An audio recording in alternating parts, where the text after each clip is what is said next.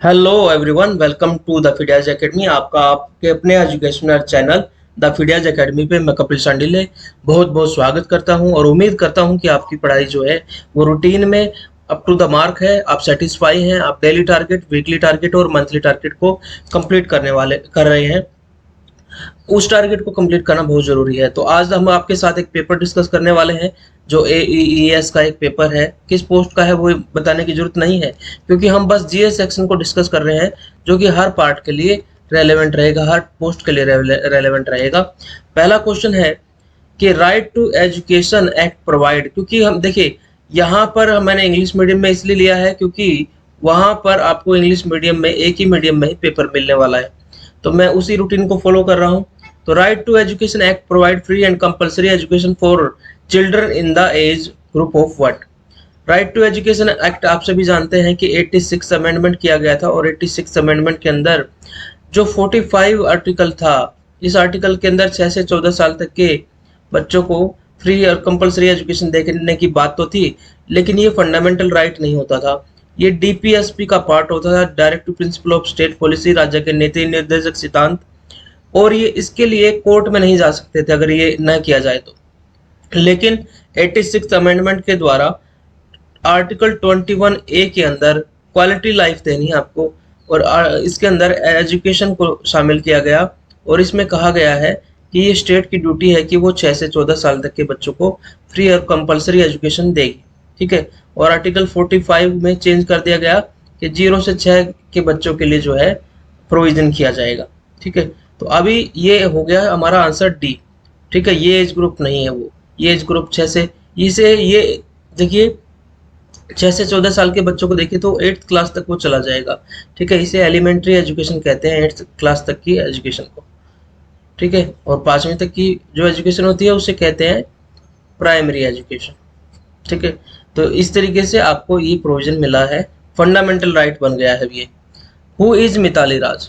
ठीक है, यहाँ पर एक क्वेश्चन दूसरा था। कुछ क्वेश्चन थे जो कि जीएस में उस समय तो रेलेवेंट थे, क्योंकि 2015 का क्वेश्चन पेपर में डिस्कस कर रहा हूँ, तो उस समय रेलेवेंट थे, लेकिन आज उसका कोई मतलब नहीं है, इसलिए मैंने कुछ क्वेश्चन को चेंज किया है।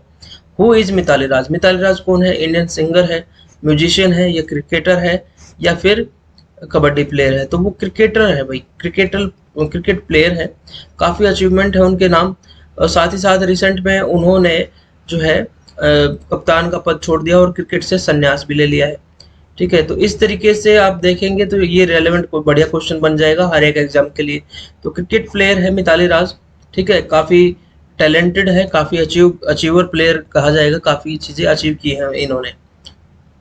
नेक्स्ट क्वेश्चन है, ये क्वेश्चन देखिए आपको हर एक एग्जाम के लिए रेलेवेंट रहेगा, चाहे डीएसएसबी, केवीएस या फिर एईएस, क्योंकि केवीएस में भी मेंशन है, पॉपुलेशन सेंसस वगैरह मेंशन किया गया है, और डीएसएसबी में भी ऐसे क्वेश्चन आए हैं। The literacy rate of India according to 2011 census is what. आप सभी जानते हैं कि 2011 में सेंसस हुआ था, फिर 2021 में होना था, लेकिन कोविड की वजह से वो रुका हुआ है। तो वही 2011 ही हमारा बेस रहेगा तैयारी के लिए, आप उसको पढ़ के जाएं। ठीक है, तो यहाँ पर आपको कई ऑप्शन दिए गए हैं कि लिटरेसी रेट क्या था, साक्षरता दर क्या थी। साक्षरता दर भारत में 2011 के सेंसस के हिसाब से कितनी है?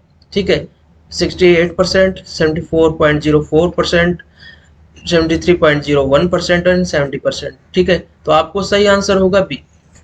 ये आंकड़े हैं, आपको इनको याद रखना है। साक्षरता दर कितनी थी 2011 के सेंसस में, आपको पता होना चाहिए। Lowest female literacy rate is in 2011 का सेंसस ही बेस बनेगा। 2011 के सेंसस के अकॉर्डिंग कौन से राज्य के अंदर लोवेस्ट लिटरेसी रेट था, साक्षरता दर किसमें? फीमेल के अंदर, महिला साक्षरता दर किसमें सबसे कम है? उत्तर प्रदेश, बिहार, झारखंड या गुजरात। आप सभी जानते हैं कि इसका आंसर है बिहार। ठीक है, बिहार में लोवेस्ट फीमेल लिटरेसी रेट है और लोवेस्ट लिटरेसी रेट भी यहीं पर है। ठीक है, चलिए आगे बढ़ते हैं। What is the national game of India. हालांकि कई बार इसमें कंफ्यूजन होता है, लेकिन अगर इस तरीके का क्वेश्चन आता है कि भाई नेशनल गेम ऑफ इंडिया के से जो है हॉकी से वो तमगा ले लिया गया है नेशनल गेम ऑफ इंडिया। कई बार ऐसा न्यूज़ में आपने देखा है, लेकिन अगर ऐसा क्वेश्चन अभी भी आता है तो आपको हॉकी पे ही टिक करना है। ठीक है, hockey is the national game of India. हालांकि पहले कहा जा रहा था कि हमारा इंडिया का ये बॉडी टच का जो है, टचिंग गेम जो है, ये ये कबड्डी है, इंडिया से ओरिजिन माना जाता है, तो आसपास के सब कॉन्टिनेंट में भी खेला जाता है, क्यों ना इसको बना दिया जाए। लेकिन फिलहाल आपको हॉकी पे ही टिक करना होगा। National game of India is hockey. Speaker of Lok Sabha, ये भी मैंने चेंज किया है। उस समय पर स्पीकर ऑफ लोकसभा कोई और थे, 2015 की बात अगर करें, लेकिन मैंने अब ऑप्शन डाला है 2022 में। अगर आपसे क्वेश्चन पूछा जाता है तो एक ऑप्शन मैंने वो बढ़ा दिया है, इसलिए कोई भी इस पेपर को की से मैच ना करे। मैं आपको बता दे रहा हूँ, ये प्रिंसिपल का पेपर है, ठीक है, लेकिन मैंने वो पोर्शन उठाया है जो कॉमन क्वेश्चन सभी पे एग्जाम में आता है, तो आपको हेल्प मिलेगी। तो उस समय के हिसाब से देखें तो सुमित्रा महाजन थी, प्रमोद महाजन तो बहुत पहले की बात है, सुरेश प्रभु रेल मंत्री रहे। लेकिन अब आपको बताना है, ये Om Birla is the right answer. Lok Sabha के स्पीकर है ओम बिरला। आगे बढ़ते हैं, हेडक्वार्टर ऑफ आसियान कहाँ पर है? तो ये क्वेश्चन जो है आपको, जो मैंने फिर भी कहा था कि आप अगर एईएस का पेपर करने जाते हैं तो आपको जो इंटरनेशनल इंस्टीट्यूशंस हैं उनके बारे में पढ़ना पड़ेगा पहली बात तो, जैसे यूनाइटेड नेशन है, ठीक है, या फिर आप अगर यूएनओ को पढ़ के जाएं तो उसी के सब पार्ट भी हैं, तो उन सब पार्ट को, यूनेस्को वगैरह को भी पढ़ के जाएं कहाँ पर उनका हेडक्वार्टर है। ठीक है, और अगर कहीं पर भी ग्रुपिंग की गई है उस ग्रुपिंग को भी पढ़ के जाना जरूरी है। ठीक है, उस ग्रुपिंग को पढ़ के जाएंगे तो आपको बहुत हेल्पफुल मिलेगी। मैं थोड़ा सा आपको आइडिया देने की कोशिश करता हूँ। देखिए, जैसे सार्क है, वो सार्क एक ग्रुपिंग है देशों की, और क्योंकि एटॉमिक एनर्जी स्ट्रेटेजिक पार्ट है, सार्क हो गया, आसियान हो गया, ये भी ग्रुपिंग है, नाटो है, ये भी ग्रुपिंग है। तो इस तरीके से अगर देशों के ग्रुप बने हुए हैं, ठीक है, या कोई समझौते हो रहे हैं ग्रुप बना के, तो आप उसको करके जाए। ठीक है, WTO है, यूएनओ है, इन सबको करके जाए, यूनेस्को को पढ़ के जाए, ठीक है, वर्ल्ड बैंक को पढ़ के जाए, IMF को पढ़ के जाए, हमेशा इनको पढ़ के जाना चाहिए। ठीक है, और एईएस के अगर डिपार्टमेंट के आप कर रहे हैं तो ये आपके लिए जरूर करना जरूरी होगा। हेडक्वार्टर्स ऑफ आसियान कहाँ पर है? Tokyo, Myanmar, Bangkok. देखिए, सबसे पहले तो टोक्यो नहीं है क्योंकि जापान इसका हिस्सा नहीं है आसियान देशों का। उसके बाद बैंकॉक हो सकता है कि ये थाईलैंड है, जकार्ता है। म्यांमार नहीं है, म्यांमार तो देश हो गया, तो ये हेडक्वार्टर में नहीं आएगा। एक प्लेस को कहेंगे ना हेडक्वार्टर। दो ऑप्शन आपके कट गए।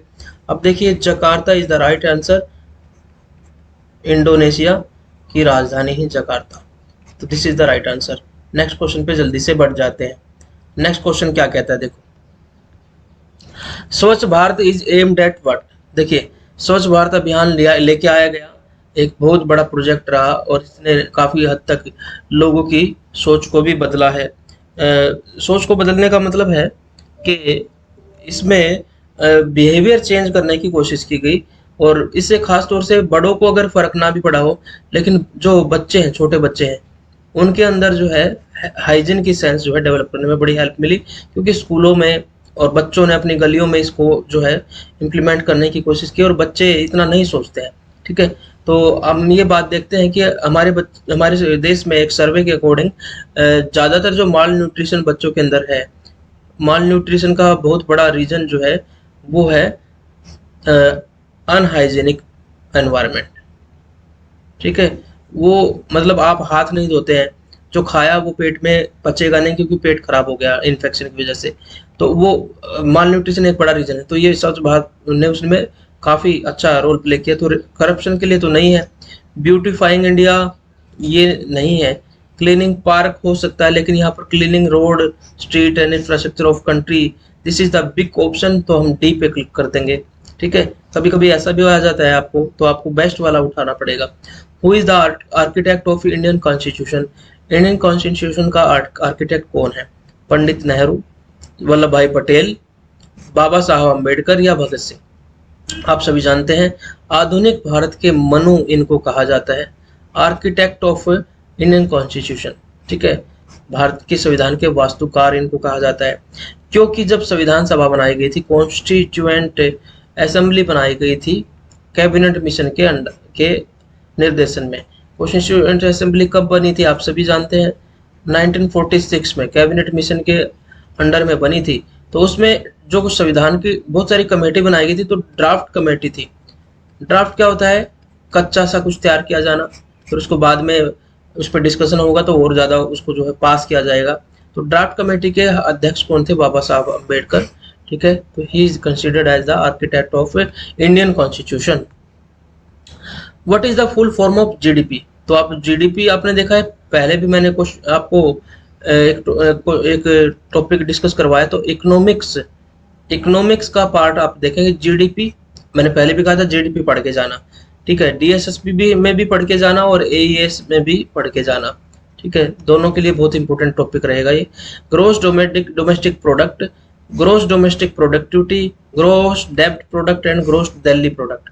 जीडीपी आप सभी जानते हैं ग्रोस डोमेस्टिक प्रोडक्ट है। इसका मतलब है कि एक देश की सीमा के अंदर, ठीक है, एक देश की सीमा के अंदर देखिए, इनसाइड टेरिटरी, अब इसमें चाहे भारत का आदमी हो, जैसे इंडिया की बात करें, या विदेश का आदमी हो, ठीक है, इंडिया के अंदर की बात करें तो इसमें लोकल व्यक्ति भी हो सकता है, सिटीजन, और बाहर से कोई फॉरेन भी हो सकता है जिसने अपनी यहाँ पे कंपनी लगाई हुई है। ठीक है, इसके अंदर जो फाइनल गुड्स हैं, फाइनल गुड्स क्या होता है, ऐसे गुड्स जो इनको अब और ज़्यादा हम कहीं और गुड बनाने में यूज नहीं करेंगे, सीधा कंज्यूम होने वाले हैं ये। ठीक है, जैसे आप कार खरीदते हैं तो कार की बॉडी बनाई जाती है, टायर बनाए जाते हैं अलग अलग कंपनियों के द्वारा, और फिर उसके बाद उसको एक कार में जोड़ दिया जाता है।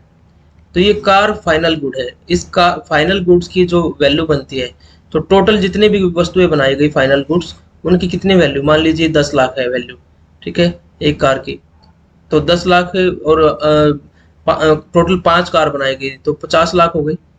तो जितनी भी चीजें बनाई जाती हैं, तो एक कार की बात हो रही, बाकी जितना भी सामान इंडिया में बन रहा है वो उनके फाइनल गुड्स की संख्या देखेंगे और उसके रेट से उससे मल्टीप्लाई कर देंगे, और जो टोटल आएगा that is considered as gross domestic product. ठीक है, जीडीपी कहा जाता है। जीडीपी पे स्पेशल एक क्लास भी लेके आएंगे आपके लिए। The 2022 Commonwealth games will be held fair. तो ये थोड़ी स्टेटमेंट है, मैंने इसको चेंज किया है, तो थोड़ा एडिशन में दिक्कत रह गई है। ठीक है, तो कॉमनवेल्थ गेम जो है वो कहाँ पर होने वाले हैं, 2022 के कॉमनवेल्थ गेम अभी नहीं हुए हैं। ठीक है, तो कब होंगे ये भी मैं आपको बता दे रहा हूँ। ठीक है, 2022 के जो कॉमनवेल्थ गेम है, ये असल में वो आपसे 2014-15 का पूछा गया था, तो मैंने इसको मॉडिफाई किया है। ठीक है, तो इसका सही आंसर है बर्मिंघम। ठीक है, विल बी हेल्ड होगा, विल बी हेल्ड ऐसे करके, तो बर्मिंघम में होगा। ठीक है,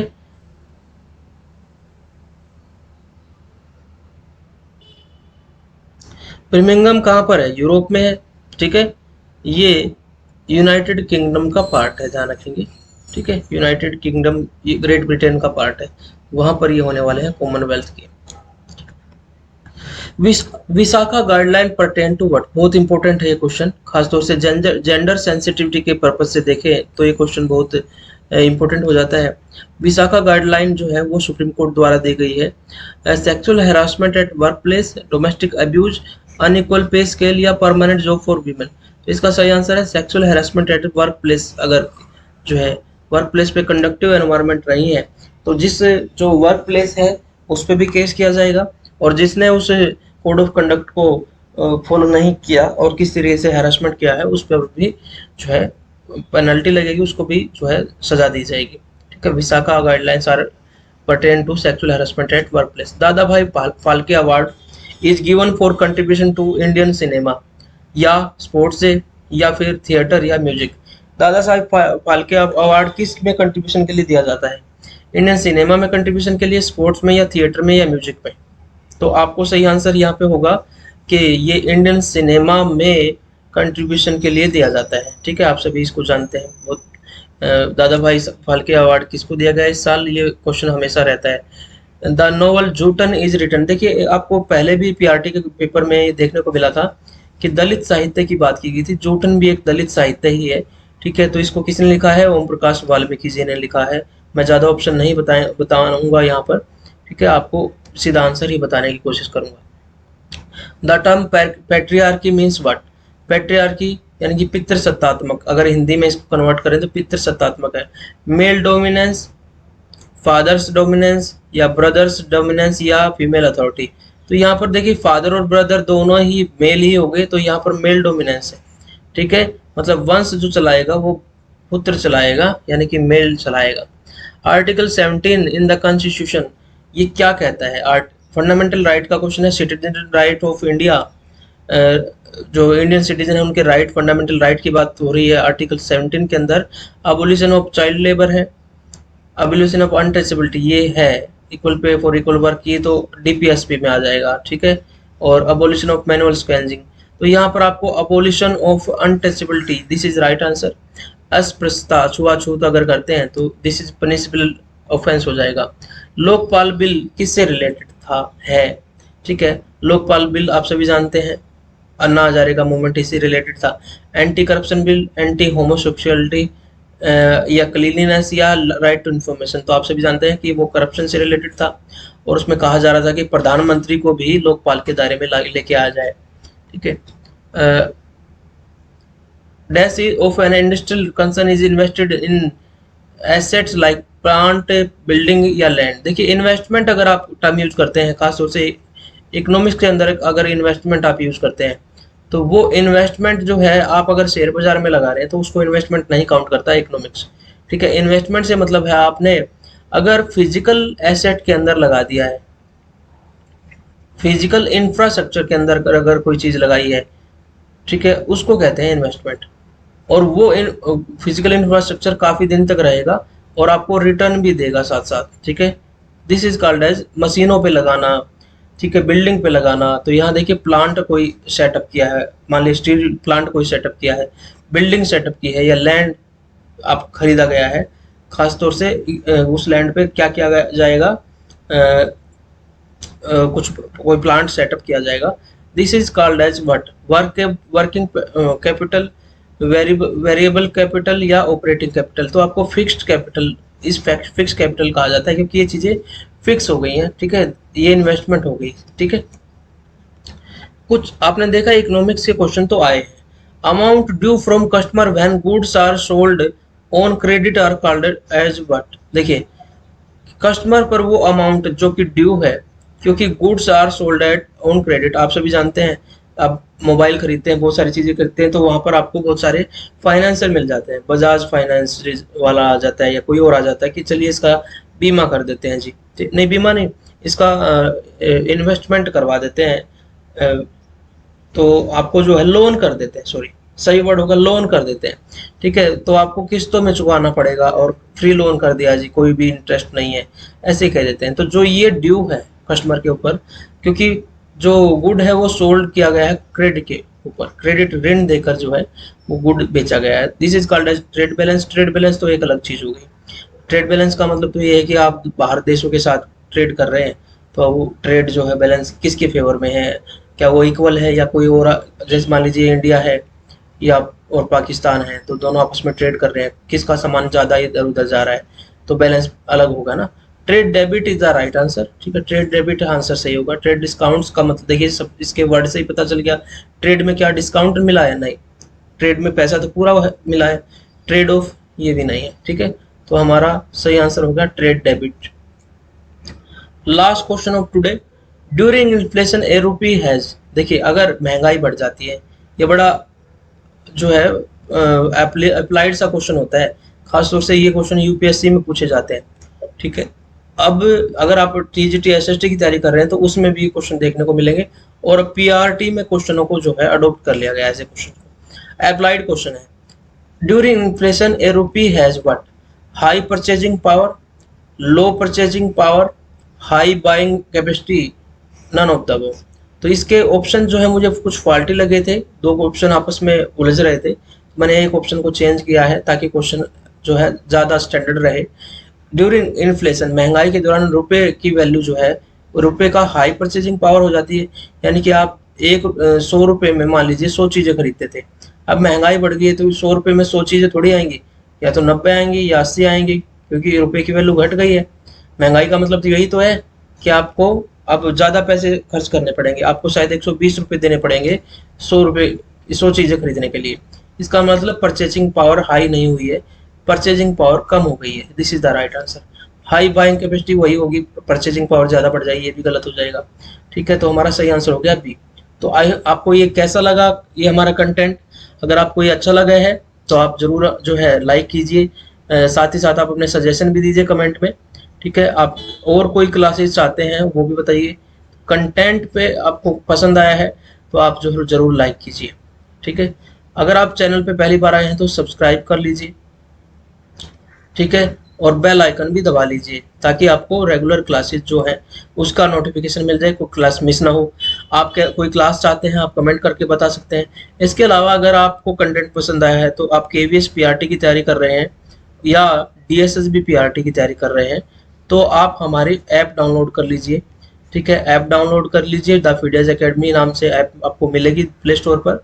ठीक है, उस फीडियाज एकेडमी की ऐप पर आप जाकर हमारे केवीएस पीआरटी के कोर्स में और डीएसएसबी पीआरटी के कोर्स में एनरोल कर सकते हैं। ठीक है, आपको वहाँ क्वालिटी कंटेंट मिलेगा, विद सिलेबस के अकॉर्डिंग चीज़ें मिलेगी, टू द पॉइंट मिलेगी, और आपको प्रैक्टिस सेट और इसके अलावा आपको बहुत सारे टेस्ट जो है वो मिलेंगे। तो फीडियाज एकेडमी की जो है ऐप आप जो है डाउनलोड कर लीजिए। ठीक है, तो चलिए मिलते हैं नए क्लास के साथ। बस ध्यान ये रखना है कि अपनी शक्ति को नहीं भूलना है। ठीक है, अपनी शक्ति को नहीं भूलना है। जैसे हनुमान एक बार अपनी शक्ति भूले थे तो वो नॉर्मल जो वानर है उसकी तरह घूम रहे थे, तो आप भी अपनी शक्ति को भूले हुए हैं। बहुत सारे बच्चे ये ध्यान ही उनको ये विश्वास ही नहीं है कि वो कर सकते हैं चीज़ें। ठीक है, उनको लगता है कि शायद उनसे नहीं होगा, ऐसा नहीं है, आप कर सकते हैं, यू कैन डू। ठीक है, आपको बस अपने आप को पहचानना है, अपने एफर्ट को फोकस करना है, और फोकस अगर अच्छे से कर लिया, सारी एनर्जी को एक चीज़ पे फोकस कर लीजिए। आपने देखा है ना, एक लेंस होता है, उस लेंस मैग्नीफाइंग लेंस से जब सूरज की किरणें आती हैं तो अगर उसको एक ही पॉइंट पे फोकस कर दिया जाए तो आग लग जाती है। अदरवाइज वो धूप आपके शरीर पे पड़ रही, कभी आग नहीं लगती। लेकिन अगर आप सारी एनर्जी को एक जगह पे फोकस कर लें तो आप कुछ भी कर सकते हैं। ठीक है, यू कैन डू। ठीक है, आपसे बेटर कोई नहीं है। ठीक है, आपसे बेहतर कोई भी नहीं है, ध्यान रखिए, आप बेस्ट हो। ठीक है, आपको क्रिटिक कर किया जाता है तो क्रिटिक क्या आप नहीं कर सकते तो उसको चैलेंज के रूप में ले, क्योंकि वो एक अच्छी चीज़ है कि आपको कोई पुश कर रहा है। ठीक है, चैलेंज के रूप में ले, और कहते हैं कि अगर लोग आप पर पत्थर फेंके तो उन्हीं पत्थरों से अपनी नींव बना लो। अगर आपको चैलेंज किया जा रहा है, बार बार आपको क्रिटिक किया जा रहा है, नहीं होगा नहीं होगा, आप अपने आप को प्रूव कीजिए। ये तो अच्छी चीज़ है, आपको अच्छा एनवायरनमेंट मिल रहा है तो अपने आप को प्रूव कीजिए, अपने अपने लिए प्रूव कीजिए। ठीक है, बार बार प्रूव कीजिए। अपना जो गोल है उसके लिए आपको डेडिकेटेड होना पड़ेगा, आपको अपने कुछ छोटे ड्रीम से सेक्रीफाइस करने पड़ेंगे एक बिग ड्रीम को अचीव करने के लिए। ठीक है, चलिए मिलते हैं नई क्लास में। आपका दिन शुभ हो, खुश रहिए। जय हिंद, जय भारत।